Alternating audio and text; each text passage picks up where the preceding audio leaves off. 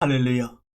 오늘도 전 시간에 그 자리로 돌아가 보자 하는 주제의 말씀을 가지고 두 번째 말씀을 연속해서 시작하도록 하겠습니다. 전 시간에도 에집트에 살던 당시에 이스라엘 백성들이 지켜봤던 애굽의 거대한 신전 카르낙 신전과 광야로 나온 뒤에 하나님께서 그들에게 명한 천막 성전을 가지고 비교하면서 말씀을 드렸습니다. 그들이 애굽에서 나와 광야로 나온 뒤에 주님께서 그들에게 명하신 그 천막 성전의 규모는 한 370평 정도 됩니다. 그것도 천막으로 지은 성전이죠. 레위기 26장 11절에 보면 내가 내 성막을 너희 중에 세우니 내 마음이 너희를 싫어하지 아니할 것이며 라고 말씀하시면서 이러한 규모로 성막을 지어라 말씀하십니다.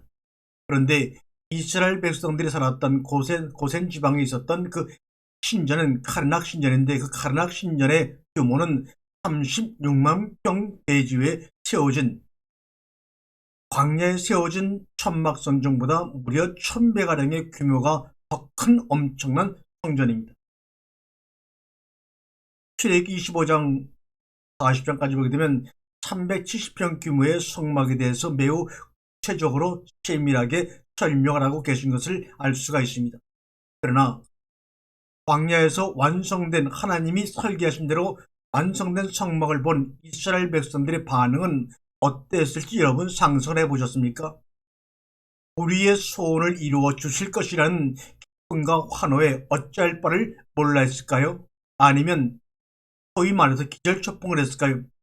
최소한도 하나님이 모세를 통해서 광야의 성막을 세우라 그랬으면, 물론 애굽의 카르나 신전처럼 그렇게 큰 규모는 아니었겠어도 어느 정도 그래도 성막 같은 성막, 신전을 세웠을 것이 했는데, 아니 그 성막이 세워놓은 다음에 그 모습을 보니까 300여 평밖에 안 되는 초라하게 그저는 웬만한 여유가 있는 사람의 주택보다 작은 규모의 성막이 자기들 눈앞에 텐트식으로 만들어졌을 때 그것을 바라본 이스라엘 백성들의 심정은 아마 낙담하는 마음이 더 컸을 것입니다. 이스라엘 백성들이 출애굽 당시 애굽의 대표적인 신전 중 하나인 칸나 신전은 폭만 800m, 길이가 1.5km인 36만 평 규모의 땅에 세워진 엄청난 성전을 보고, 저게 바로 신들이 사는 성전은 저 정도 되어야 하는구나 라고 생각했던 이스라엘 백성들이 그에 비해서 1000분의 1 정도밖에 안 되는 작은 천막 성막을 봤을 때 그들의 심정은 어땠으며 하나님을 향한 그들의 마음은 어땠을까? 우리 한번 늘 그 현장 사건을 가장 먼저 보고 그 소리를 들었던 그들 입장에 들어가 우리의 생각을 걷어낼 때만이 우리는 하나님의 뜻을 이해할 수가 있습니다. 빛도 제대로 들어오지 않는 해달 가죽과 염소 털로 4중으로 덮어서 만든 천막 성전. 성막 안의 성소의 크기는 길이가 10m요. 폭이 5m밖에 안 되는 15병의 작은 성소. 그 성소 안에는 금을 더 씌운 떡상, 숟가락, 대접, 등잔 7개 정도가 초라하게 넣어져 있습니다. 그리고 수시로 태워지는 죄물을 태우는 연기와 그름, 먼지 냄새, 습기, 이런 것이 그 안에 진동을 했겠죠. 어떻게 이렇게 작고 어두운 성소에서 여호와 하나님의 거룩함과 능력이 과연 느껴지긴 했을까요? 지금도 우리가 교회를 보게 되면 여름에 에어컨이 없는 교회는 잘 가려고 하지 않습니다. 냄새나는 지하실 교회는 이제는 들여다보지 않습니다. 뭔가 냉방이 잘 되고 스피커 음향이 좋고 정말 신선한 냄새나는 그런 교회를 찾아 떼지어 몰려다닙니다.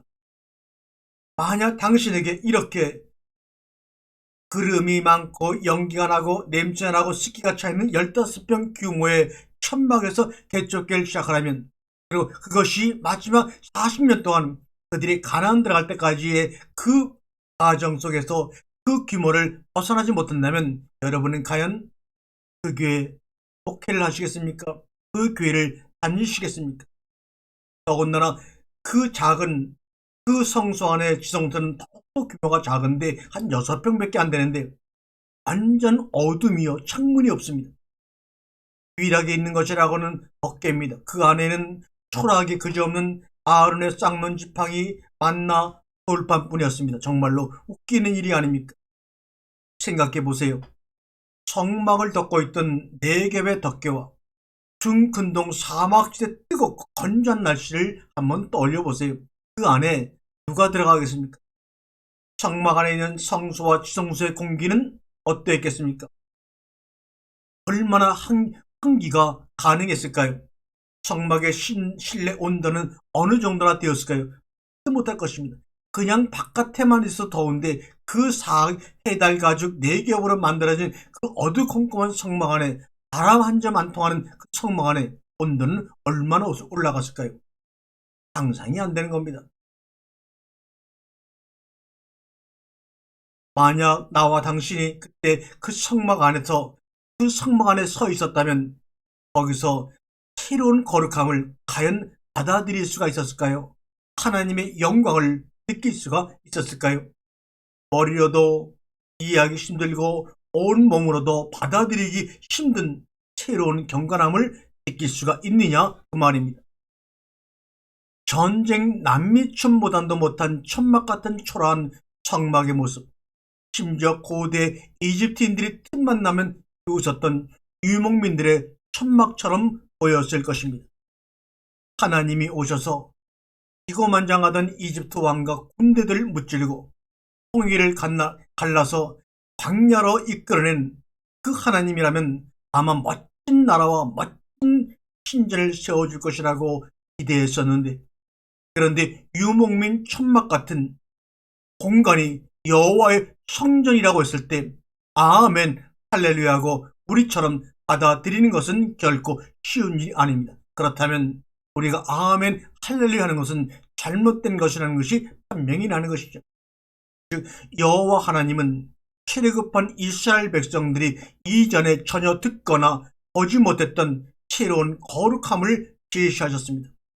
그들이 기대하고 욕망했던 하나님의 능력, 하나님의 것이 아닌 하나님 자신을 제시하신 것입니다. 내가 너와 짝이 되면 어떻겠느냐? 이것이 하나님의 표적이요 새로운 능력입니다. 하나님이 우리에게 말씀하신 사랑이라는 것은 하나님 자신에는 어떤 것도 우리에게 주지 않는 것이 온전한 사랑임을 여러분 아십니까?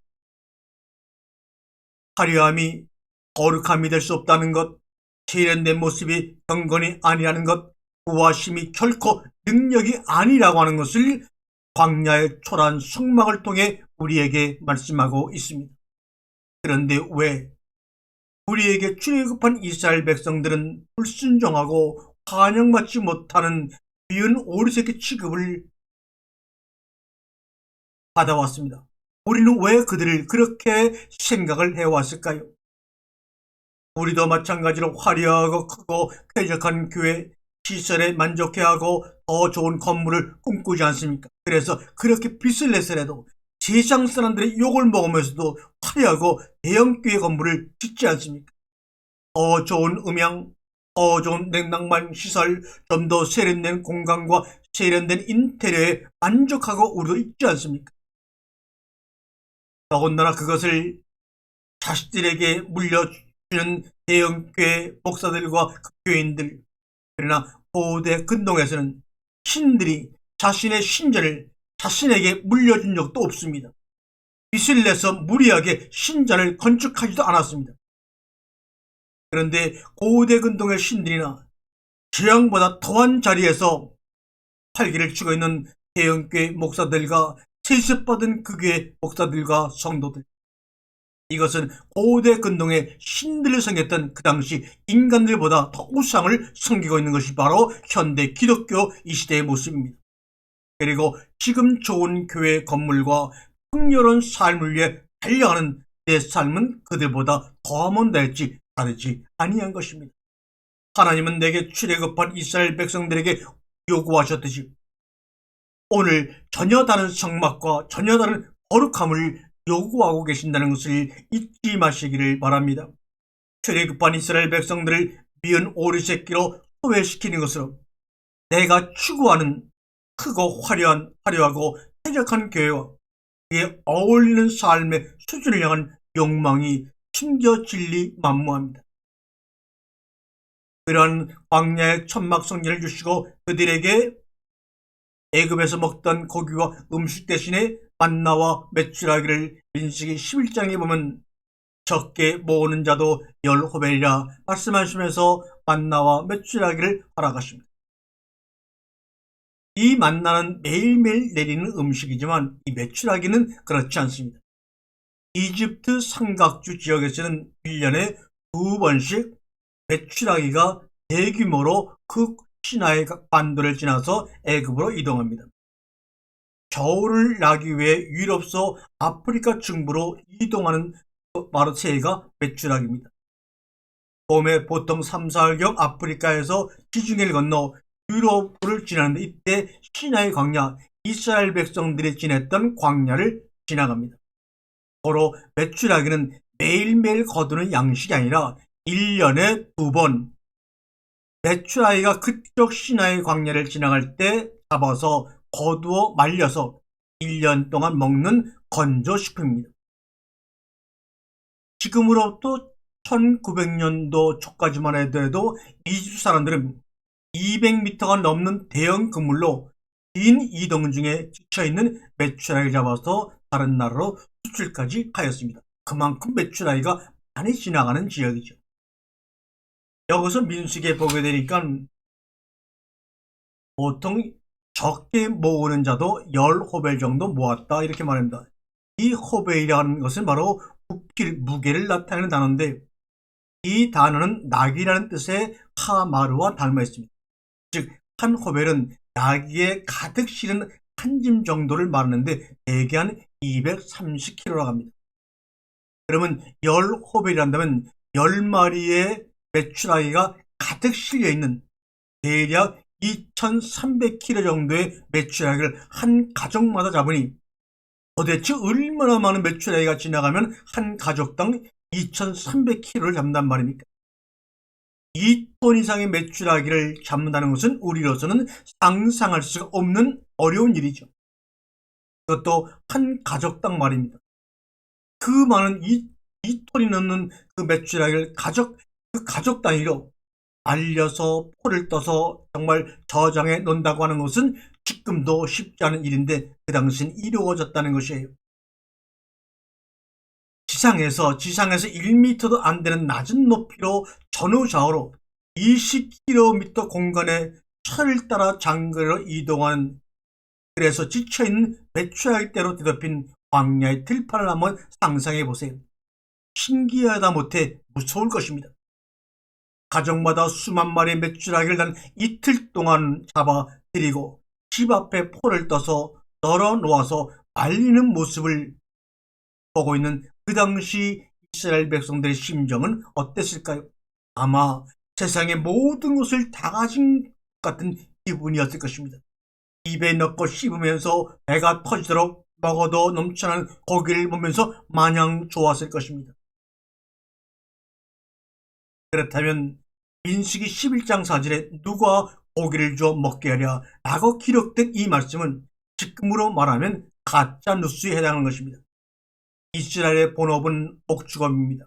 그래서 양과 염소와 나귀들을 출애굽 때 자연스럽게 끌고 나왔다고 출애굽기 12장 38절에 기록이 되어 있습니다. 양과 염소에는 고기와 가죽과 우유와 치즈를 얻을 수 있습니다.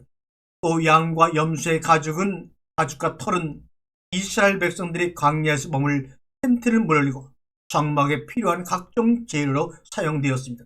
바로 고기를 먹지 못한다는 민수기 11장의 뉴스는 지금으로 말하면 가짜 뉴스입니다. 왜 이런 가짜 뉴스가 그 당시에 떠다녔고 성경에도 기록되었는가 라고 하는 것을 우리가 알아야 되겠죠. 이스라엘 백성들은 출애굽 후 오랜 시간 동안 홍해 해안을 따라 이동했습니다. 이집트 고대 벽화에도 나일강과 홍해에서 수많은 종류의 고기를 잡고 있는 장면이 민수기 11장 21절에도 나옵니다. 아마 성막을 덮는 해달 가죽도 이때 바로 홍해에 잡아서 이용했을 것이라고 추측해 볼 수가 있습니다. 세계에서 손꼽히는 아름답고 풍부한 바다인 홍해 곁을 지나면서 유목민이나 다름없었던 이스라엘 백성들, 그들이 물고기를 잡지 않을 이유가 없는 것이죠. 더군다나 하나님도 해달 성막의 겉가죽을 해달 가죽을 사용하라고 하신 것을 보면 당연히 홍해에서 해달 외에도 다양한 어종의 고기를 잡아 먹었을 것이라고 하는 것은 쉽게 상상이 되는 것 아닙니까? 이스라엘 백성들이 자신이 주인이 되어 하나님을 마음껏 부리고 싶어하는 교만의 또 다른 모습이 원망과 불평이었습니다. 그래서 고기와 생선을 못 먹었다는 명분을 만들어서 말이죠. 이러한 이스라엘 백성과 광야 40년 동안을 동행하시던 하나님은 그들에게 말합니다. 여호수아 1장 7절의 말씀처럼 오직 강하고 담대하여 나의 종 모세가 너희에게 명령한 그 율법을 다 시행하고 우로나 다르나 치우치지 말라. 그리하면 어디를 가든지 형통하리라. 도대체 우로나 자루나 치우치지 말라는 말이 무슨 말인가? 문자로 보게 되면 오른쪽 왼쪽으로 가지 말라 이 말입니다. 그러면 문자를 가지고서는 문자를 통해서 하나님의 뜻을 알 길이 없습니다. 그러면 하나님께서 여호수아에게 이 말씀을 할 때 좌는 뭐고 우는 뭐냐 이런 질문이 당연히 나올 수밖에 없겠죠. 출애굽 이전에 살던 애굽 땅, 즉 왼쪽에 있는 서쪽에 있는 이집트 풍속을 따르지 말며 그들이 섬기던 태양신을 섬기지 말며 앞으로 가게 될 땅 우측에 있는 동쪽에 있는 가나안 땅과 메소포타미아 바벨론의 풍습도 따르지 말며 그들이 섬기는 달신도 따르지 말고 바알신도 따르지 말라고 강조를 하고 있는 것입니다. 좌루나 우루나 치우치지 말라는 말을 무려 한 번도 아니고 두 번도 아니고 세 번도 아니고 8번이나 반복해 말씀하십니다. 우리가 알고 있듯이 중도를 지키라는 말일까요? 그것은 아닐 것입니다. 4가지 정도로 그 속에 있는 말의 의미를 우리가 생각해 볼 수가 있습니다. 첫 번째, 방향입니다. 신명기 2장 27절의 말씀 그대로 직진해서 헤스본 지역을 통과하겠다는 뜻입니다. 지리적인 방향을 표현한 말일 수도 있습니다. 두 번째, 신명기 여호수아에서 4번이나 반복해 말씀하신 것처럼 율법을 잘 지키라는 권면으로 받아들일 수도 있습니다. 이 말은 이스라엘 백성들의 좌우측에 율법을 지키지 못하게 하는 큰 유혹이 있음을 예상해 볼 수 있는 말씀이죠. 레위기 18장 3절과 4절에 보면 너희는 너희가 거주하던 애굽 땅의 풍습을 따르지 말며 내가 너희를 인도할 가나안 땅의 풍습과 규례도 행하지 말고 너희는 내 법도를 따르며 내 규례를 지켜 그대로 행하라. 나는 너희의 하나님 여호와니라. 세 번째, 공정한 법 집행을 강조할 때 신명기 10장 11절의 말씀이나 사무엘하 14장 19절의 말씀처럼 공정한 법을 집행할 때 2번 사용되었습니다.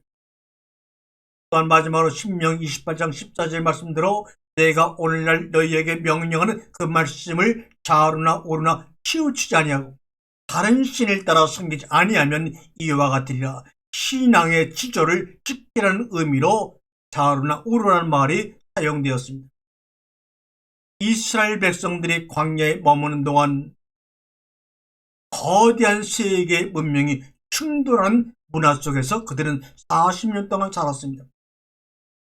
좌측에는 애굽 문명이, 우측에는 메소포타미아 문명이, 위에는 히타이트 문명이, 이 세계 삼각지대 가운데 속에 갇혀서 40년 동안 하나님의 말씀으로 훈련을 받았던 것입니다. 애굽을 떠나온 이스라엘 공동체가 떠돌던 미디안 광야는 지리, 종교, 정치, 경제적으로, 문화적으로 거대한 애굽과 메소포타미아, 애굽과 히타이트 문명이 서로 경쟁하던 그런 문명의 가축장이었습니다. 신 이집트파와 신 바벨론파가 서로 경쟁하면서 바벨론 포로 이후까지 이어지는 것이 바로 이 이스라엘 백성들의 역사입니다. 이집트와 메소포타미아 문명의 바벨론 지정학적인 면에서 분명한 큰 차이를 보이고 있습니다.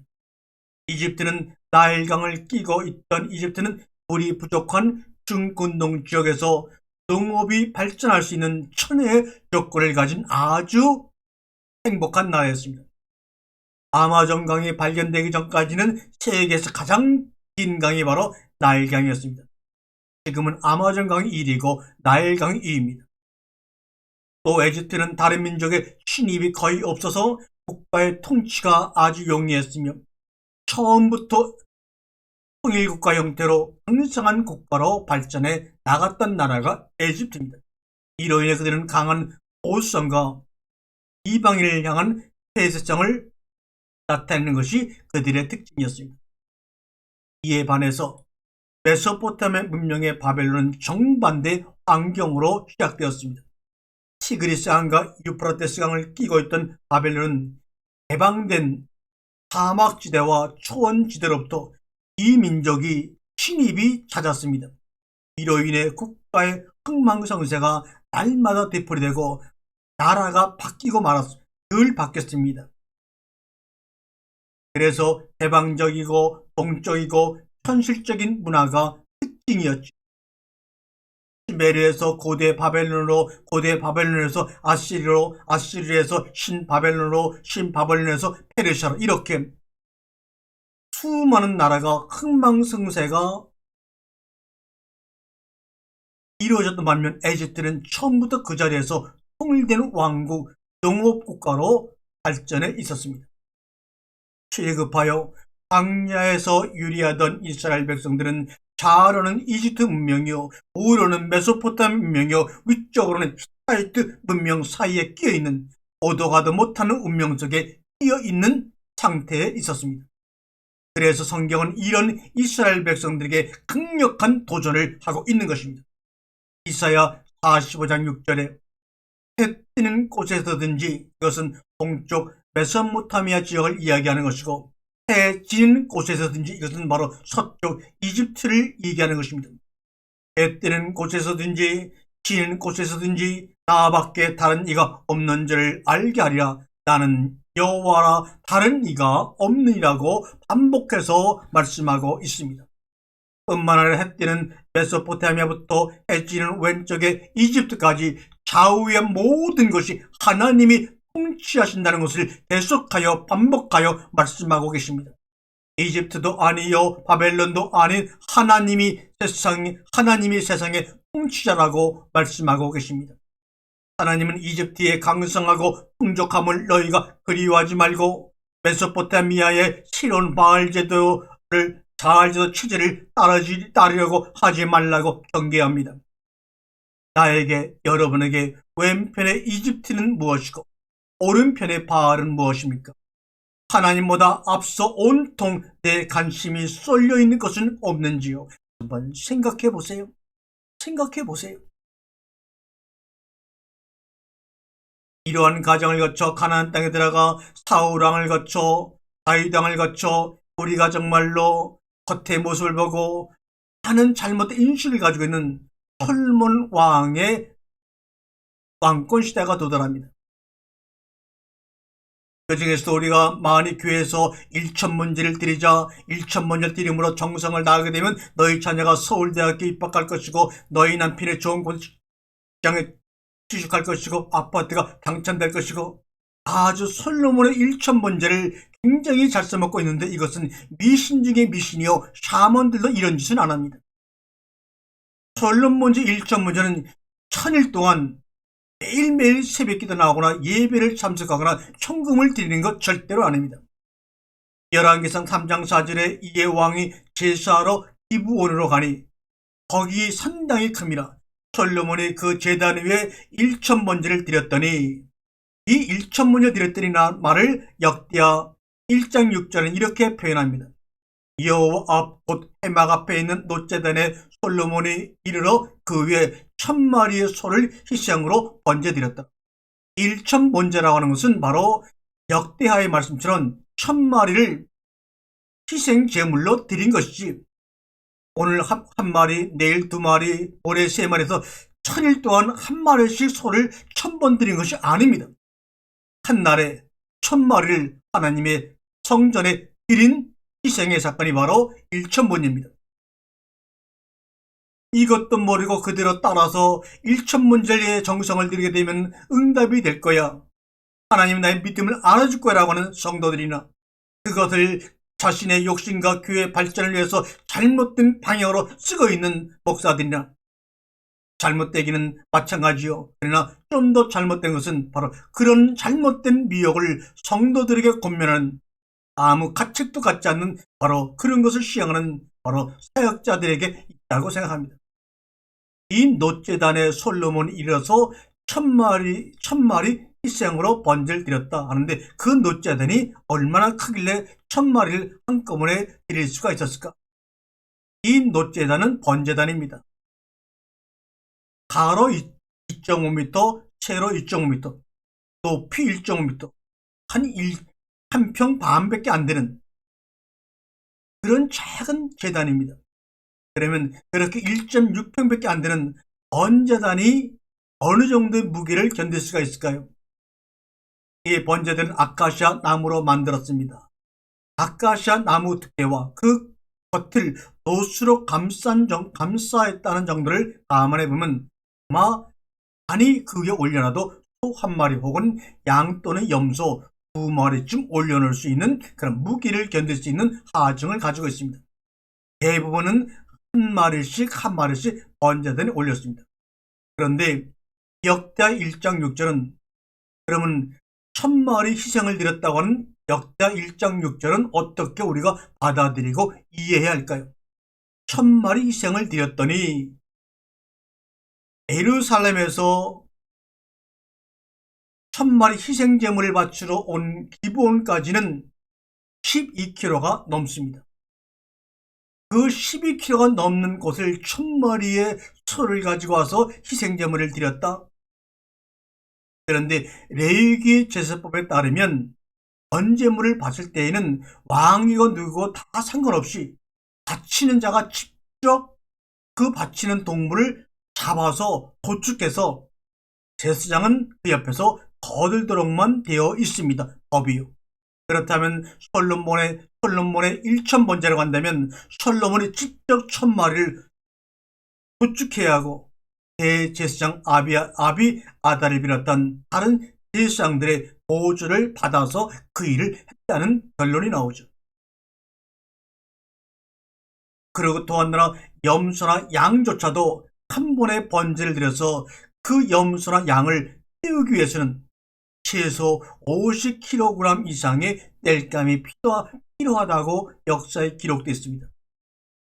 그런데 염소나 양도 아니고 소를 나무가 귀한 중동에서 1000마리를 태우기 위한 땔감을 준비하는 일만으로도 상상을 할 수 없는 엄청난 대규모 국가 사업이 되지 않으면 할 수 없는 일이었습니다. 이러한 일을 솔로몬은 지금 하고 있다는 것입니다. 이것이 과연 하나님이 받으실 만한 제물이었을까요? 1000마리의 소를 바치게 해서 1000마리 소를 번제단에서 태우게 해서 그 많은 땔감과 소는 바로 그 당시 국민들의 피와 땀이 아닙니까? 국민들의 피와 땀을 다 거둬들여서 자신의 신앙을 가시하기 위해 1000번째 소를 드린 이 솔로몬의 예배는 하나님이 흡양하시기에 합당하지 않은 잘못된 예배요 제물이었습니다. 더군다나 솔로몬은 궁전에 살면서 후궁이 7000명이요 700명이요 첩이 300명과 1000명가량의 아내를 거느리고 살았다고 합니다. 그런데 여러분 솔로몬이 임금으로 있을 때 예루살렘의 인구가 몇 명이나 되는지 아십니까? 요세푸스 같은 역사가의 기록에 따르면 예루살렘의 주민은 그 당시에 보통 한 5000명 정도였습니다. 그런데 예루살렘 전체 주민이 5000명가량밖에 안 되는데 솔로몬 한 개인의 부인들이 첩과 후궁들이 1000명이었다니 5분의 1이 그의 아내였다니 이게 나라입니까? 이런 사람이 어떻게 1000마리, 10,000마리의 소를 태워서 하나님께 드린들 하나님이 바치겠습니까? 백성들의 피고를 빨아서 자신의 욕망과 자신의 신앙을 가시하는 이 솔로몬이 어떻게 우리에게는 천군, 우리 자식들이 본받기 원하는 그런 왕으로 인식되었는지 참으로 그 과정이 신비하고 신기하기도 합니다. 이제는 바로 알고 그 실체를 만나야 합니다. 열왕기 11장 1절과 8절에 보면 솔로몬 왕이 바로의 딸 외에 이방의 많은 여인을 사랑하였으니 곧 모압과 암몬과 에돔과 시돈과 헷 여인이라. 여호와께서 일찍이 이 여러 백성에 대하여 이스라엘 자손에게 말씀하시기를 너희는 그들과 서로 결혼하지 말며 그들과 서로 너희는 통혼도 하지 말라. 이렇게 말씀을 하고 있는데도 불구하고 모압 족속, 아몬 족속, 에돔 족속, 시돈 족속, 헷 족속 수많은 이방 민족의 여인들 아내로 1000명씩이나 받아들인 이 하나님을 무시해도 엄청나게 무시하는 이 당돌한 솔로몬 왕, 그들이 반드시 너희의 마음을 돌려 그들의 신들을 따르게 하리라 하셨으니 솔로몬이 그래도 그 말씀을 안 듣고 그들을 사랑하여 버렸습니다. 왕은 후궁이 700명이요 첩이 300명이라. 그의 여인들이 왕의 마음을 돌아서게 하였더라. 결국은 그렇게 되었지요. 솔로몬의 나이가 많을 때 그의 여인들이 그의 마음을 돌려 다른 신들을 따르게 하였으므로 왕의 마음이 그의 아버지 다윗의 마음과 같지 아니하여 그의 하나님 여호와 앞에 온전하지 못하였으니 이는 시돈 사람이 여신 아스타롯을 따르고 암몬 사람의 가증한 밀고음을 따름이라.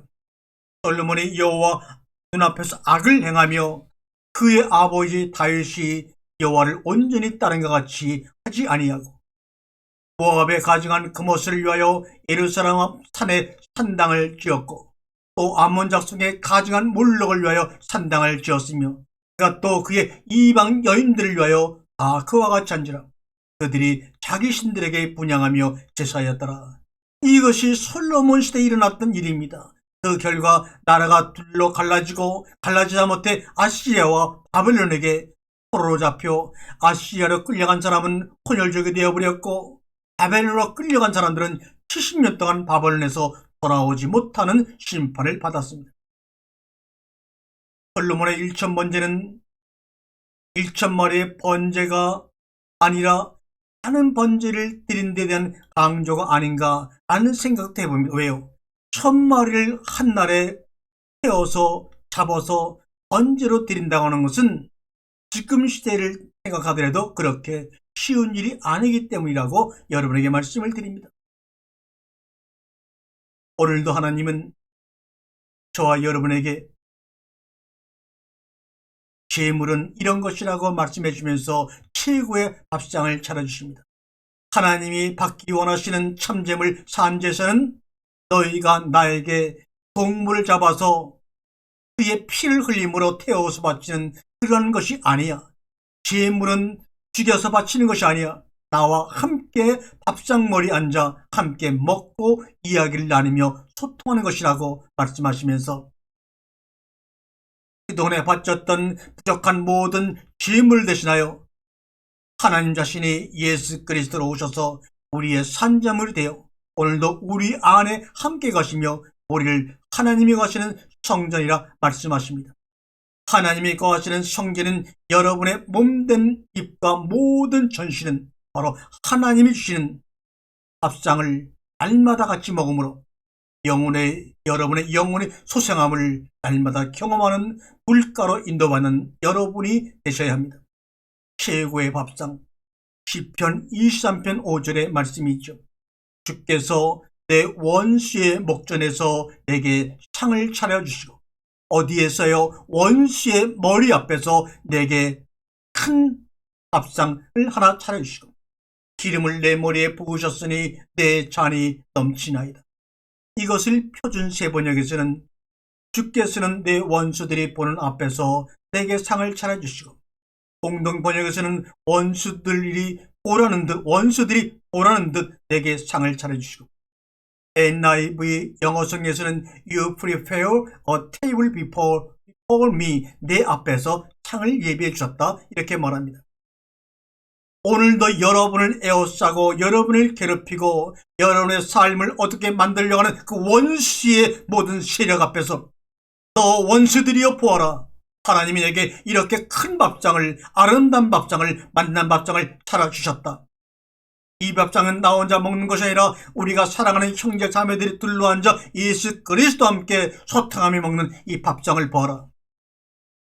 다치는 자는 원수들에게 굴복을 당할 것이지만 주님이 차려신 함께 먹는 밥상 이 재물을 먹는 자들은 원수들이 우리 눈앞에 왔다가 열길로 도망가는 역사를 우리의 삶 가운데 경험하고 말 것입니다.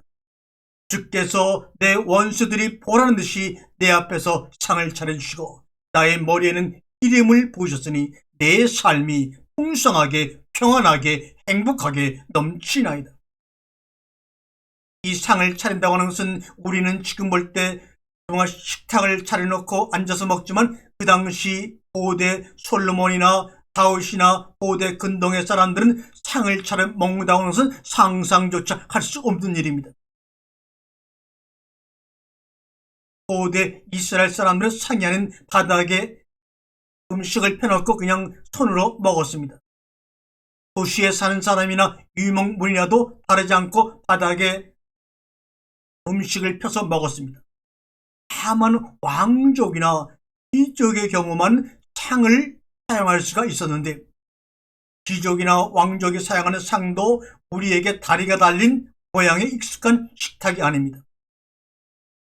여러분, 이 이집트가 나오는 다양한 영화들을 보세요. 당시에 가장 문명이 발달한 이집트에서도 파라오 왕이 등받이가 없는 벌상에 앉아 작은 크기의 상에서 먹었습니다. 오늘날의 보조탁자 정도의 규모에서 이집트의 파라오도 그렇게 음식을 먹었습니다. 그런데 하나님은 원수가 보는 앞에서 보란 듯이 당당하게 멋진 최고의 밥상을 차려주셨다 이 말입니다. 이것은 우리를 애굽의 파라오보다 로마의 황제보다 하늘나라의 왕 같은 제사장으로 우리를 상대하시고 인정하시고 함께 소통하신다는 놀라운 은유적으로 표현하신 하나님의 메타포입니다.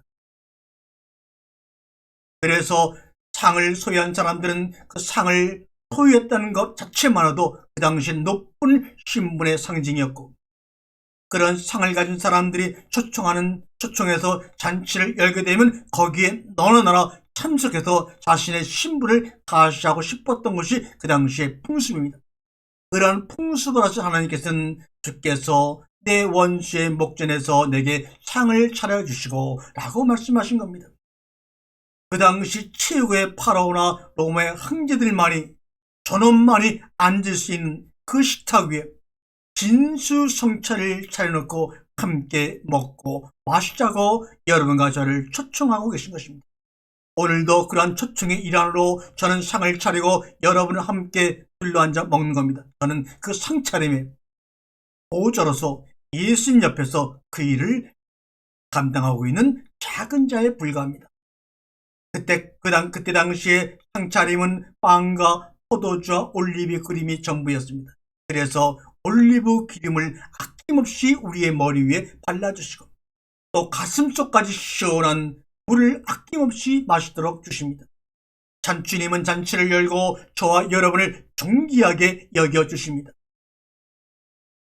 우주의 그 어떤 밥상보다도 주님은 내게 최고의 밥상을 차려주십니다. 주님이 나의 최고의 밥상이 되십니다.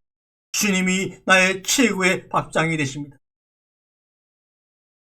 오늘도 이러한 최고의 밥상이 날마다 여러분 속에 차려질 것입니다. 또한 이 방송을 통해서 여러분에게 최고의 밥상을 주님이 차려주십니다. 그 밥상에 들러앉아 우리 이 방송을 듣는 또 하나님을 믿는 모든 우주의 사람들이 함께 주님의 공동체를 이루어 하늘에서 뜻이 이루어진 것처럼 이 최고의 밥상을 둘러싼 우리들 가운데 하나님의 뜻이 이 땅에 실현됨을 날마다 목격하며 기뻐하며 감사하는 우리들로 이 땅 위에 드러나기를 주님의 이름으로 간절히 권면하며 소망합니다. 아멘.